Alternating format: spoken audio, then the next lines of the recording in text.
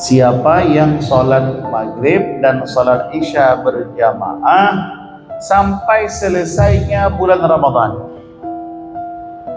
Kata Nabi ini ya, siapa yang menjaga sholat jamaah maghrib dan jamaah isya dari awal Ramadan sampai akhir, maka dia telah mengambil Lailatul Qadar dengan bagiannya yang berlimpah.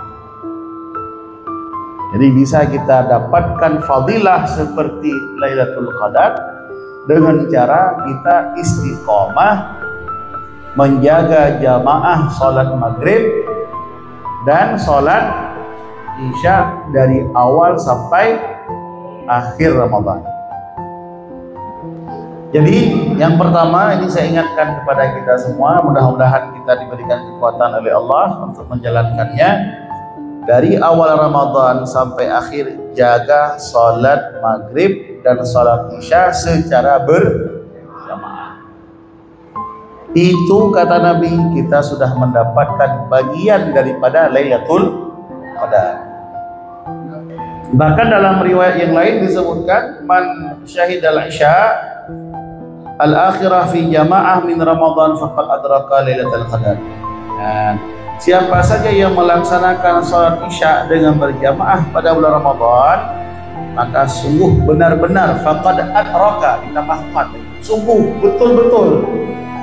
betul-betul dia telah mendapatkan Lailatul Qadar.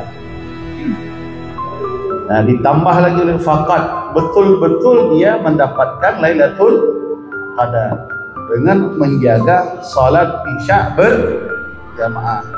Kita tambah dari riwayat yang pertama, berarti bukan isya saja, tapi juga dengan maghrib, maghrib. Ada orang begini kadang-kadang salahnya,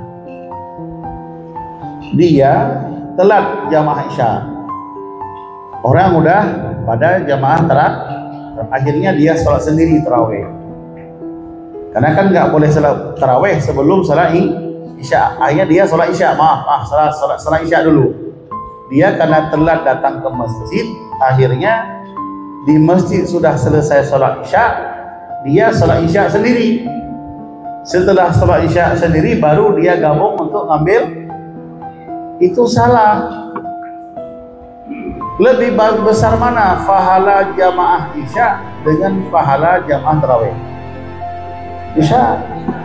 Isya amal apa namanya? Perintahnya wajib, pahalanya tentu lebih banyak.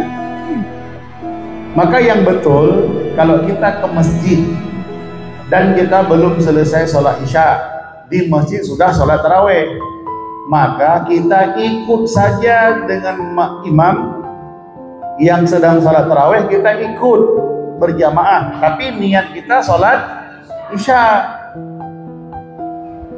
Ya, kita niat ikut sholat isya walaupun imamnya sholat tarawih. Tarawih kan 2 rakaat. Setelah imam salam, kita bangkit lagi nambah sendiri 2 rakaat. Setelah salam baru kita ikut tarawih.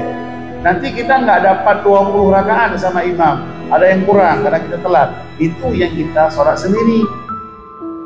Tarawihnya yang kita kerjakan sendiri, bukan isyanya. Nah, karena tadi ada hadis kan, siapa yang menjaga sholat maghrib dan sholat isya berjamaah. Nanti kita telat Ustaz, gimana? Orang udah sholat tarawih, kita cemana bisa menjaga isya? Itu caranya. Kita sholat isya berjamaah dengan imam walaupun imam sholat tarawih. Mudah. Nanti setelah itu baru kita ikut sholat tarawih. Setelah selesai berapa yang kurang, baru kita sholat sendirian, sholat tarawih. Jelas apa jelas? Jelas. Hadis yang lain, riwayat Imam Muslim, man shallal isya fi jama'atin faka'annama qama nisfal lail. Siapa yang berjamaah isya, siapa yang sholat isya berjamaah, faka'annama qama nisfal lail, seolah-olah ia telah mendirikan setengah malam. Seperdua malam dia sudah mendirikannya dengan mengerjakan salat isya berjamaah. Kemudian lanjutan hadis itu, wa man shallal subha, ini ditanyakan tadi. Wa man shallal subha fi jama'atin, siapa yang salat subuh berjamaah, faka'annama shallal laila kullah, siapa yang salat subuh berjamaah maka seolah-olah dia telah mendirikan malam semalam suntuk. Telah mendirikan malam, telah qiyamul lail semalam suntuk dengan melakukan salat subuh berjamaah. Dia sudah lengkap. Maghrib sudah ada hadisnya, ya, dalam kitab I'anatul Talibin disebutkan ini.